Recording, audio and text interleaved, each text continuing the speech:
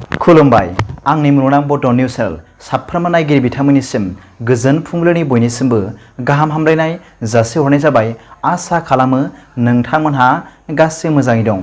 बे समाव आं नोंथांमोननि सिगाङाव फुंबिलिनि मोननैसो खौरां लाना फैलायबाय। अन्नानै भिडिअखौ स्किप खालामाजासे जोबजासिम नायलांदो। दिनैनि फुंबिलिनि मोननैसो खौरांफोरा जाबाय। गिबि रादाबाव दं क'क्राझार जिल्लानि एसिस्टेन्ट कमिशनार रिमा तृष्णा हालयनि गुबुन मोनसे जाफुंसारनाय। खौरां मोननाय जादों दि क'क्राझार जिल्लानि एसिस्टेन्ट कमिशनार महरै साख्रि मावगासिनो थानाय रिमा तृष्णा हालयआ उरिष्या रायजोआव खुंफुंनाय अल इन्डिया अपेन काराटे चेम्पियनशिप बादायलायनायाव गल्ड आरो ब्रन्जनि मेडेल देरहानो हादों।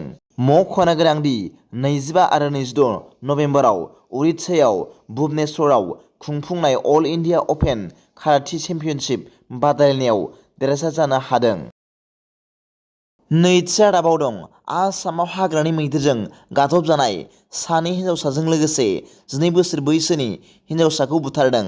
हाग्रा मावख'गिरिफोरनि बादिब्ला बे बोसोराव दासिम आसामनि गुबुन गुबुन जायगानिफ्राय बेबादि मोन 10नि बांसिन जाथायनि खौरां मोननाय जादों। मोनसे जाथायाव सासे बिबानाव थानाय हाग्रा मावख'गिरियाबो जिउ गोमादोंमोन। गिबि जाथाया तिनिसुकियानि दुमदुमा ओनसोलनिफ्राय जादोंमोन, जेराव सासे उन्दै हिनजावसाखौ मासे बैसोगोरा हौवा मैदेरा गाग्लोबदोंमोन आरो बुथारदोंमोन, जाय गावनि नखरजों लोगोसे धोरोमारि हाबाफारिनिफ्राय न' फारसे फैगासिनो दंमोन।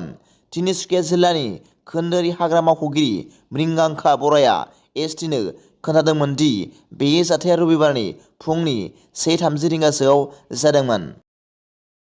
थामथि रादाबाव दं ल'कसभा बिसायख'थिनि बारा बारजेनबाय। क'क्राझार जिल्ला परबतजरा महकुमानि सिङाव थानाय बासबारि गोजौ फरायसालिनि गेलेग्रा फोथाराव बिजेपि हान्जानि मोनसे मेल खुंफुंदों। ल'कसभा बिसायख'थिया खाथिनिफ्राय खाथि सौफैनाय लोगो लोगोनो मोनफ्रोमबो राजखान्थि हान्जाया गावबा गावनि फोथाराव मिथिं खुंनाय आरो दोलोखौ लानानै नांथाबलायनाय हाबाफारिया गोरानिफ्राय गोरा नुनो मोनगासिनो दं। मैया गोबांथार बिजेपि दोलोखौ मोजां मोनग्रा सुबुंफोरा लोब लोब फैनानै जथुम्मानि मेलाव बाहागो लानायखौ नुनो मोननाय जादों।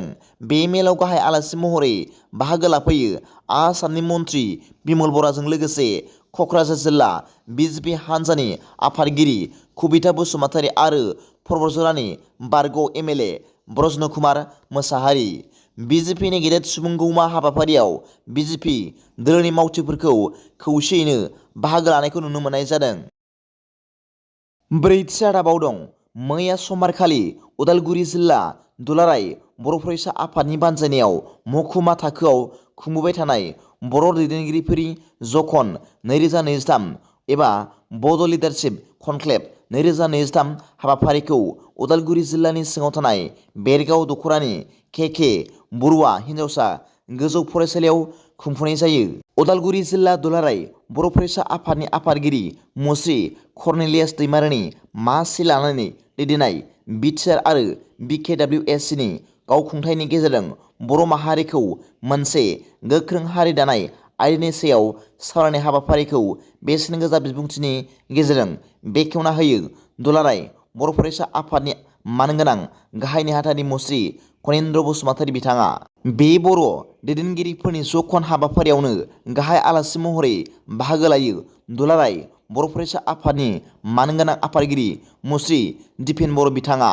बे हाबाफारियावनो दुलाराय बर' फरायसा आफादनि मानगोनां लोगो आफादगिरि मुस्रि रोमदोन बसुमतारी, नेहाथारि मुस्रि आनन्द दैमारि, लोगो बुंथिगिरि थरायना बिबारि बर', सुबुं फोनांजाब नेहाथारि मुस्रि लहित चन्द्र बर', मुस्रि सोमदोन ब्रह्म, मुस्रि बिरखां नार्जारि, गेलेमु नेहाथारि मुस्रि गणेश बसुमतारी आरो सोलोंथाइ नेहाथारि मुस्रि सोमावसार बसुमतारी आरो दुलाराय बर' फरायसा आफादनि बारग' नेहाथारि मुस्रि नेरखां खाख्लारि, बारग' सुबुं फोनांजाब नेहाथारि मुस्रि बुद्धिराम बर' आरो गोबां बर'नि माहारियारि आफादनि दैदेनगिरि बिथांमोनहा बाहागो लायो।